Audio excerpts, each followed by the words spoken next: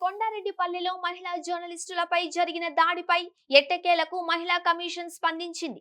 ఈ సంఘటనపై వీలైనంత త్వరగా దర్యాప్తు చేసి చర్యలు తీసుకోవాలని నాగర్ కర్నూల్ ఎస్పీకి మహిళా కమిషన్ చైర్మన్ నేరెళ్ల శారద లేఖ రాశారు. నిందితులపై తీసుకున్న చర్యలను పేర్కొంటూ నివేదిక ఇవ్వాలని సూచించారు.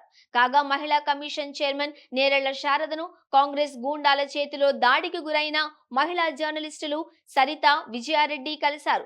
తమపై దాడి చేసిన వారిపై చర్యలు తీసుకోవాలని వినతి పత్రం అందజేశారు. రాష్ట్ర ప్రభుత్వం గొప్పగా ప్రచారం చేసుకుంటున్న రుణమాఫీపై రైతుల అభిప్రాయాలు తెలుసుకునేందుకు ముఖ్యమంత్రి రేవంత్ రెడ్డి స్వగ్రామమైన ఉమ్మడి మహబూబ్ నగర్ జిల్లాలోని కొండారెడ్డిపల్లి వెళ్లిన మహిళా జర్నలిస్టులపై పట్టపగలే దాడి జరిగింది. కాంగ్రెస్ కు చెందిన దాదాపు 150 మంది వారిని చుట్టుముట్టి అసభ్యంగా ప్రవర్తించారు. ఇక్కడ మీకేం పని అంటూ దౌర్జన్యానికి దిగారు. వారు రికార్డు చేసిన దృశ్యాలు బయటకు రాకుండా మెమరీ కార్డులు లాక్కున్నారు.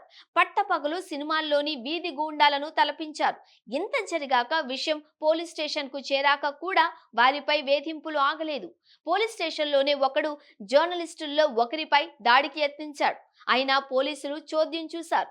కాగా ముఖ్యమంత్రి రేవంత్ రెడ్డి స్వగ్రామంలో మహిళా జర్నలిస్టులపై దాడి జరిగి వారిపై హత్యాయత్నం జరిగితే రాష్ట్ర మహిళా కమిషన్ గురువారం నాడు స్పందించకపోవడం చర్చనీయాంశమైంది.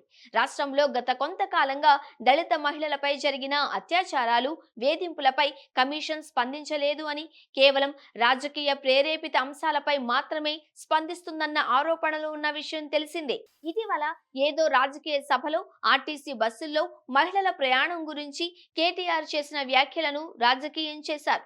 ఈ అంశాన్ని తాము సుమోటోగా తీసుకుంటున్నామని, దీనిపై కేటీఆర్ విచారణకు హాజరు కావాలి అంటూ మహిళా కమిషన్ ఎక్స్ వేదికగా పేర్కొన్న విషయం తెలిసిందే. అయితే ఇప్పుడు రాష్ట్రంలో సంచలనం సృష్టించిన మహిళా జర్నలిస్టులపై దాడి, హత్యాయత్నం కేసులో మహిళా కమిషన్ స్పందించకపోవడం విమర్శలకు దారితీసింది. మహిళా కమిషన్ తీరుపై కొందరు జర్నలిస్టులు, మేధావులు అసంతృప్తి వ్యక్తం చేశారు. శుక్రవారం తామే వెళ్లి మహిళా కమిషన్ కు ఫిర్యాదు చేస్తామని, డీజీపీని కూడా కలుస్తామని చెప్పారు.